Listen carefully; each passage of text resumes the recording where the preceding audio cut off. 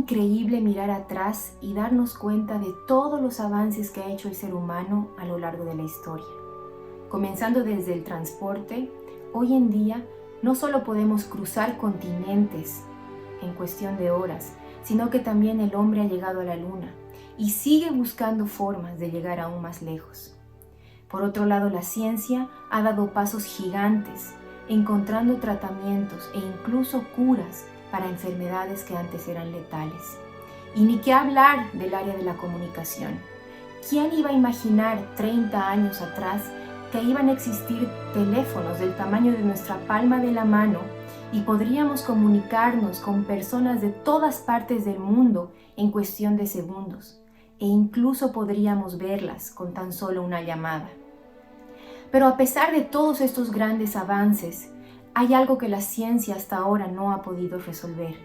Existe un dolor, un final inevitable con el que todos un día nos tendremos que encontrar y tendremos que afrontar: la muerte.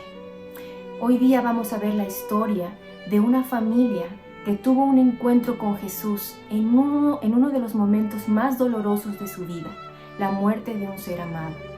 Esta historia la encontramos en el libro de Juan, capítulo 11, y comienza así.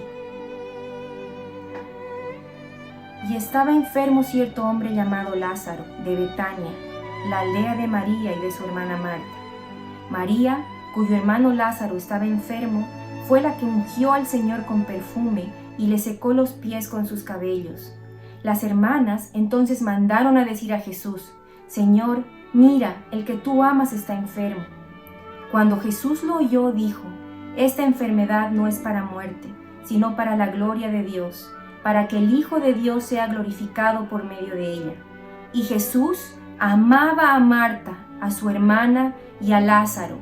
Cuando oyó pues que Lázaro estaba enfermo, entonces se quedó 2 días más en el lugar donde estaba. ¿Cómo?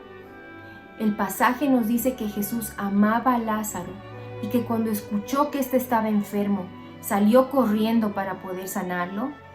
No, nos dice que lo amaba y que por eso se quedó 2 días más donde estaba. ¿Cómo encaja esto dentro de nuestros parámetros de amor?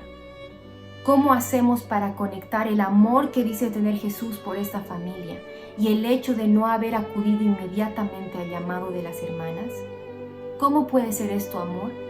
Leamos nuevamente el versículo 4. Cuando Jesús lo oyó, dijo: Esta enfermedad no es para muerte, sino para la gloria de Dios, para que el Hijo de Dios sea glorificado por medio de ella. En otras palabras, según la perspectiva de Jesús, amor era en ese momento dejar morir a Lázaro y permitir todo el sufrimiento de esta familia, si eso significaba que Dios iba a poder mostrar más de Él y de su amor de una forma más clara y poderosa. Esto no parece amor para nosotras.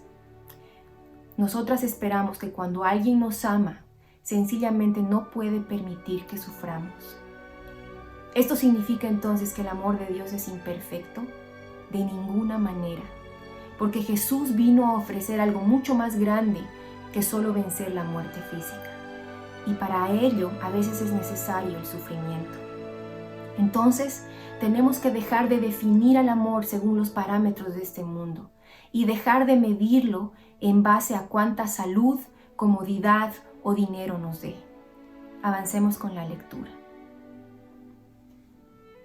Jesús continúa: Nuestro amigo Lázaro se ha dormido, pero voy a despertarlo. Los discípulos entonces le dijeron: Señor, si se ha dormido, se recuperará. Pero Jesús había hablado de la muerte de Lázaro. Mas ellos creyeron que hablaba literalmente del sueño. Entonces Jesús, por eso les dijo: Lázaro ha muerto, y por causa de vosotros me alegro de no haber estado allí, para que creáis, pero vamos a donde está Él. Cuando Jesús llegó, Lázaro estaba muerto desde hace 4 días. Jesús se encontró con un panorama en extremo triste. 2 hermanas devastadas por el dolor. un muerto de 4 días en proceso de descomposición. No hace falta ser muy entendido en el tema para darse cuenta lo difícil de la situación. Una época en la que no había hospitales, mucho menos cuidados intensivos. No había ni siquiera electricidad. ¿Cómo habrá sido de doloroso para estas 2 hermanas el intentar ayudar a su hermano y mantenerlo con vida hasta que llegue Jesús? Pero Jesús no vino. La única persona capaz de impedir que su hermano muera no llega. Yo no sé si ustedes han tenido la oportunidad de estar alrededor de una persona moribunda. Yo sí. La muerte es siempre fea. Una persona que agoniza tiene dificultad para respirar y la vida se le apaga poco a poco. Estas hermanas confiaban en Jesús. Seguramente Él era su única esperanza en el tiempo de la enfermedad, pero Jesús no llegó. ¿Por qué?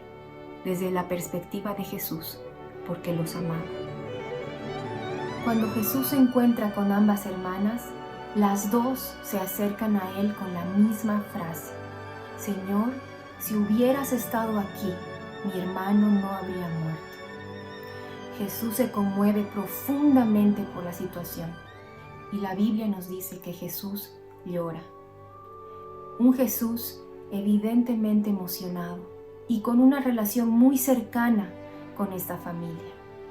Por otro lado, 2 afirmaciones, tal vez un poco en forma de reproche, de 2 hermanas sumergidas en la tristeza. 2 afirmaciones legítimas, honestas y desde lo profundo del corazón. Señor, si hubieras estado aquí, mi hermano no habría muerto. ¿Cuál fue la respuesta de Jesús para estas 2 hermanas? Veamos el versículo 25 y 26. Jesús dijo: Yo soy la resurrección y la vida. El que cree en mí, aunque muera, vivirá. Y todo el que vive y cree en mí, no morirá jamás. ¿Crees esto? ¿Qué quiere decir Jesús con esto? ¿De qué manera esta declaración puede brindar luz a estas hermanas en medio de tanta oscuridad? Jesús no se limita simplemente a consolar o a ofrecer un buen consejo para aliviar el dolor, como lo haría un buen amigo o un gran maestro, sino que Él está diciendo que Él es la solución al problema de la muerte, ese problema que hasta ahora nadie ha podido resolver. Jesús le dice: yo soy la resurrección y la vida, Marta. Él estaba hablando de su propia muerte, del asombroso amor que tuvo al venir a este mundo a morir en una cruz por nuestros pecados, para que si nosotras creemos en Él, podamos realmente vivir una vida plena y si morimos, seguir viviendo con Él. Esto es amor, Marta. Luego de esta poderosa afirmación, todo pudo haber quedado solamente en palabras. La multitud que acompañaba a las hermanas se preguntaba: ¿no pudo este que le devolvió la vista al ciego haber evitado que Lázaro muera?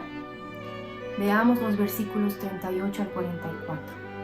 Entonces Jesús, de nuevo profundamente conmovido en su interior, fue al sepulcro. Era una cueva y tenía una piedra puesta sobre ella. Jesús dijo: quitad la piedra. Marta, hermana del que había muerto, le dijo: Señor, ya lleve, porque hace 4 días que murió. Jesús le dijo: ¿no te dije que si crees verás la gloria de Dios? Entonces quitaron la piedra. Jesús alzó los ojos a lo alto y dijo: Padre, te doy gracias porque me has oído. Yo sabía que siempre me oyes, pero lo dije por causa de la multitud que me rodea, para que crean que tú me has enviado. Habiendo dicho esto, gritó con fuerte voz: Lázaro, ven fuera. Y el que había muerto salió, los pies y las manos atados con vendas, y el rostro envuelto en un sudario. Jesús les dijo: desátenlo y déjenlo ir. Vivimos en una época en la cual se nos hace muy difícil poder apreciar la grandeza de este acontecimiento. El increíble milagro de que un hombre muerto por 4 días se levante de su tumba como resultado del llamado poderoso de otro hombre.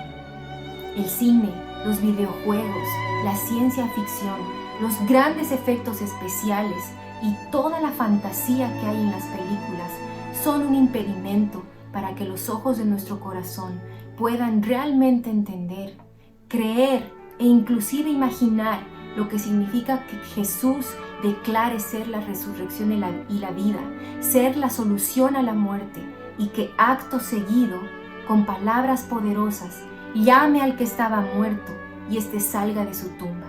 Lázaro, ven fuera. Jesús demuestra que no era un simple hombre, o como muchos creen, solo un gran maestro, sino que era aquel que tenía autoridad, incluso por encima de aquello a lo que le tenemos más miedo, la muerte. Un poco después, Jesús volvería a mostrar su autoridad sobre la muerte. Esta vez no rescataría a nadie de sus garras, sino que sería Él mismo, muriendo y levantándose de entre los muertos al tercer día, declarando una vez más delante de toda esa multitud y delante de nosotras hoy día que Él es Dios, un Dios que puede dar vida a los muertos, muertos espirituales como tú y como yo, separados de Dios a causa de nuestra propia maldad.